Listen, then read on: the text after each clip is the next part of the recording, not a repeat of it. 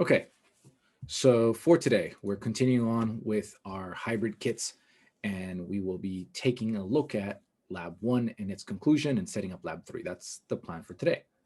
Now, that out of the way, so here's the plan, right? So from last time, what I had promised you would actually be seeing, observing, is to see if your skill had improved, to now see if you transferred or subcultured one organism to another, in this case, from one plate that you had already collected samples from labs 4 and 5, to now a brand new plate, clean plate for lab 1. In this case, the intermediary being lab 2. So the idea was to keep things clean so that you wouldn't contaminate others, yourself, surfaces, and other external environments, and vice versa. They wouldn't contaminate your sample. To do so, what we're going to do is quite simple. We're going to take a look at the 2 samples that we collected last time, and all we're going to do is to make sure that they look homogeneous, that they look clean, that there's no other organisms floating around, that nothing else is growing in them. And that should assert the fact that your technique was at least clean enough that you know you transferred from point A to point B without any further contamination. That's that plan. So let's see what we're going to do quickly.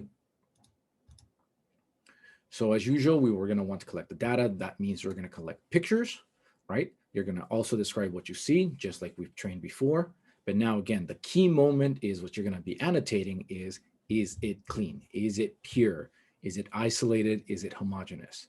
In other words, in your plate, for example, are you seeing any external growth?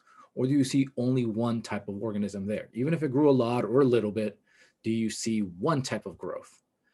And the same thing is going to apply to the broth. In a moment, I'll show you some images to see how different do they look. So let me get my actual gloves on really quick.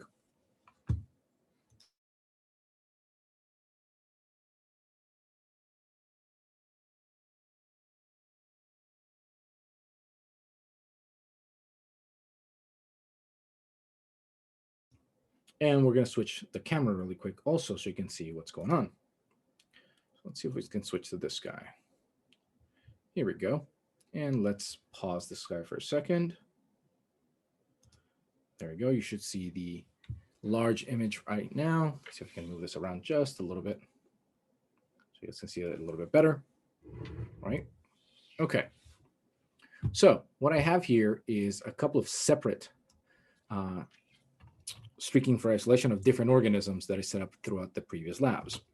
And so the idea of what we're observing here is you'll notice that regardless of which one I have actually done, more or less the color seems steady, the organism seems steady. There's not, other things, there's no foreign contaminants, foreign bodies or anything like that. It's the same thing all over and over, no matter how close you look. So I'm going to open this bad boy a little bit closer so you can see more reflection. But you'll notice that the organism is fairly homogeneous. This one, in this case, this kind of pale yellow. There's nothing else going on behind that guy. The other one that I have over here, let's take this off. Let's see if we can put a dark background with my glove. There it goes. Same idea. We can even see a couple of isolates in there, individual colonies kind of growing off to the sides, but nothing else kind of going on behind that. And then one last one that I did setting up, same idea. This one is a little bit more smudgier depending on its type of growth, but same idea, same type of growth, fairly uniform, one type of organism seen observed. And that's what you're trying to achieve. So the idea is you were setting up one of these guys, transferring from lab number 2 onto lab number 1. So same idea, you're going to take an image, draw it onto your lab manual and lab notebook, and describe what you're seeing. Again, with the same premise of, did you isolate it? Were you able to keep it nice and clean? The second portion was the transfer to the broth, the TSB. So this guy, the way you're going to observe it is actually quite simple. You're going to want to compare it to your original tube when you took an image of it. And this one should be fairly simple to observe, considering that if you manage to transfer the organism, you're going to see fairly opaque or non-translucent light coming through this guy. So I'm not sure if you can see mine. It no longer looks the pretty golden transparent color that it had. You can see this kind of opaque color. And then actually, if you kind of shake it just a little bit, and again, you don't want it to spill, you can always tighten this up a little bit. You should be able to see that particles kind of resuspend from the bottom and go all the way up, a term that you probably learned from chemistry called flocculants. And so you can always kind of put in your hands and do a little bit of a quick back and forth kind of turn to kind of resuspend it. But the idea is you should be able to see that it's actually something growing inside of it. And the same premise, Does it look uniform? Does it look homogeneous? Or do you see a bunch of different things going inside of that bad boy too? So that's it. Those are the guys you were supposed to work on: your broth, your one plate, and that's the information to collect for your samples for this moment. So continuing on with the presentation over here. Let me get this guy going really quick.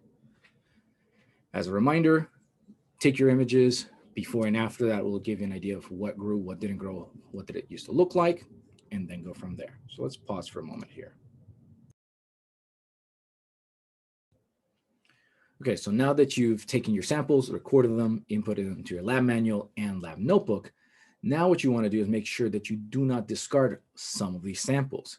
In particular, your broth.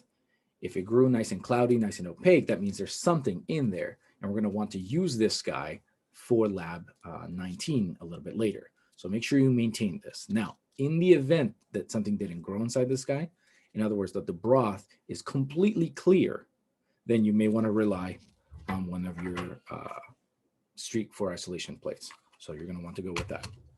So what are we doing with this now? Well, once we complete that lab, the next portion of our lab focuses on microscopy. And so this is just the introduction. This is part A of what we're going to want to work with. So what that means is that you want to read your lab manual first. You want to get familiar with a standard microscope that we use, a standard compound light microscope, because we're going to use it during the lab for the next couple of weeks, because I will have one set up in here. So you're actually going to see both the microscope from the outside and a camera set up on the inside of the microscope so you can observe what's going on with the samples we want to analyze. We're also going to want to train you so that you learn how to set up slides. So that's going to be part of the reading you want to do next.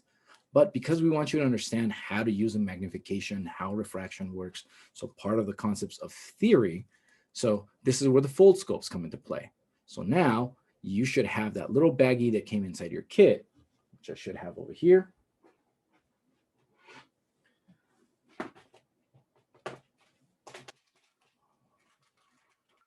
And as we told you, let me stop this for a moment.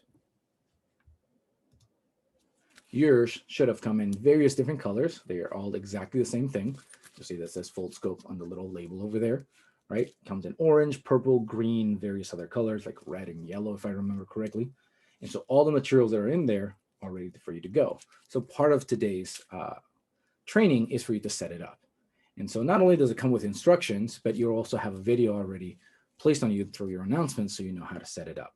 So set that up so you can start kind of getting used to handling this guy so that over the next couple of weeks, you can start setting it up and using it as well. So we're going to show you some samples behind that too. So that's part of the plan. So for today, we need you to prepare by reading lab number 3, going through all the parts of the scope. What do they do? Why do they do it? Including how to take care of it. Part of that training that you receive is knowing how to use a microscope properly, not just kind of all willy-nilly and possibly damaging it, including the care for the lenses themselves. Okay, so that's part of the setup. Not only take care of samples for lab number 1, making sure that you transfer them cleanly, but then also set up lab number 3 by reading, preparing, and then getting your fold scopes ready. So overall, kind of things we want to remind you is make sure you do what you've already been trained for, transfer all your materials into your lab notebook, into your lab manual. Nothing is due as of the moment until we complete a few more labs. You can discard some of the samples that you used previously. For example, lab 2, if you still have it sticking around, you can discard that guy, including any loops or inocula that you had left. And again, you're trying to maintain aseptic technique. So the idea here is to maintain them. So that means that the TSV tube that we have, this guy, you may need to resuspend it to observe, right? But then again, if we're going to keep it for the next lab, you probably want to kind of close up the cap a little bit and then probably put this inside like a little Ziploc baggie so you can put it inside the fridge so it can slow down its growth. That way we can use it again and then maintain it over the next couple of weeks. So that's part of the maintenance. And then the last piece is make sure you watch the instructions so you can set up your fold scope. That being said, that should set up our lab for today, completing lab 1 and starting with lab 3.